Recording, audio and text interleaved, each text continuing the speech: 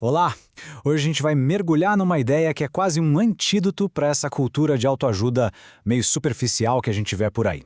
Vamos explorar o trabalho de Eric L. Johnson para redescobrir uma arte antiga, a de cultivar a vida interior, algo que ele chama de cuidado da alma.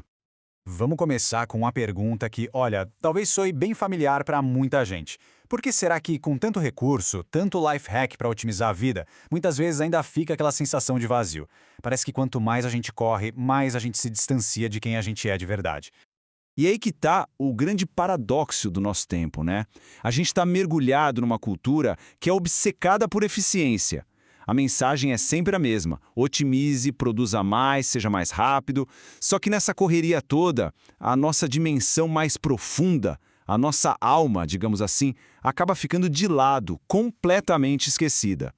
É exatamente nesse ponto que a proposta do Johnson aparece como uma mudança de rota. É um convite para a gente seguir por um caminho diferente. Não para achar mais uma solução rápida, mas para embarcar numa jornada de transformação de verdade. Vamos entender o que isso significa.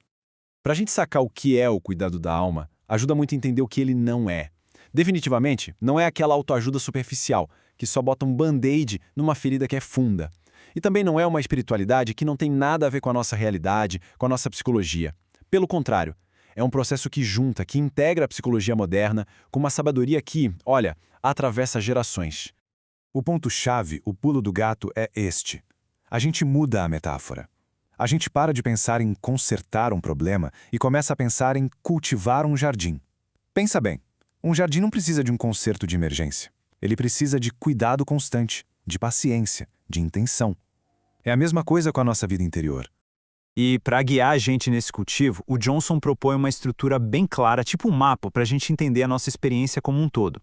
Ele divide tudo em 4 pilares fundamentais. Vamos dar uma olhada nesses pilares. Primeiro, o relacional. A gente é feito para se conectar, mas o que a gente mais vê por aí é a superficialidade das redes, né? Depois, o narrativo. A gente dá sentido para a vida contando histórias. Mas as nossas histórias hoje parecem todas quebradas, fragmentadas. Aí vem o corporal. A gente é um ser de carne e osso, mas vivemos uma desconexão absurda entre mente e corpo. E por último, o transcendente. Todo mundo busca um significado maior, mas o que mais se encontra é um vazio. Cuidar da alma, então, é dar atenção para cada uma dessas áreas. Agora, a parte mais interessante é como essa teoria toda vira prática. Porque o Johnson não deixa a gente só com um mapa na mão, não. Ele também oferece as ferramentas para essa jornada. Uma das ferramentas mais poderosas é o tal diário da alma. E isso é bem diferente de um diário comum. O foco não é só registrar o que aconteceu no dia. A ideia é começar um diálogo de verdade com o nosso mundo interior. As perguntas que guiam a escrita são transformadoras, tipo: pelo que a minha alma está clamando hoje? Ou, em que momento eu senti vida e em que momento eu senti uma morte interior? É profundo. Outra prática bem estruturada é o exame de consciência. É uma pequena jornada em 4 passos. Começa com a gratidão para a gente reconhecer o que alimenta a nossa alma.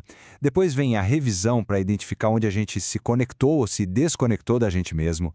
Em seguida, o arrependimento, que é um olhar honesto para onde a gente agiu contra a nossa própria alma. E por fim, a graça, que é essa abertura para receber a cura que a gente precisa. Mas, vamos ser sinceros, esse caminho não é fácil. Se fosse, todo mundo estaria trilhando ele, não é mesmo? Existem barreiras bem reais, tanto internas quanto externas, que impedem a gente de fazer esse trabalho mais profundo. Tem alguns obstáculos que são clássicos. Primeiro, o mito da autossuficiência. Aquela vozinha que diz que a gente tem que dar conta de tudo sozinho. Depois, a pressão pelo resultado imediato, que nos deixa sem paciência com o ritmo da alma, que é mais lento. O medo de ser vulnerável, claro. E até aquela ideia torta de que cuidar de si é egoísmo, quando na verdade é o contrário. Uma alma bem cuidada tem muito mais a oferecer para o mundo. E tudo isso nos leva à mensagem principal dessa abordagem. Numa cultura que idolatra a velocidade, o cuidado da alma ensina a gente a valorizar a profundidade. É quase como se fosse uma permissão para a gente embarcar numa jornada que pode até ser mais lenta, às vezes desconfortável, mas que é radicalmente transformadora. Essa ideia, adaptada do trabalho do Johnson, resume perfeitamente o objetivo final. O cuidado da alma não é sobre ter uma vida sem problemas, é sobre construir resiliência, sobre ter a capacidade de encontrar um sentido até mesmo no meio da tempestade. Então, para a gente fechar, fica uma reflexão. Se a gente deixar de lado essa mentalidade de consertar a si mesmo o tempo todo, qual seria um pequeno passo, um gesto simples, na direção de cultivar de forma mais intencional a vida interior? A resposta não precisa ser nada grandioso, afinal, as maiores jornadas geralmente começam com um passo mais silencioso,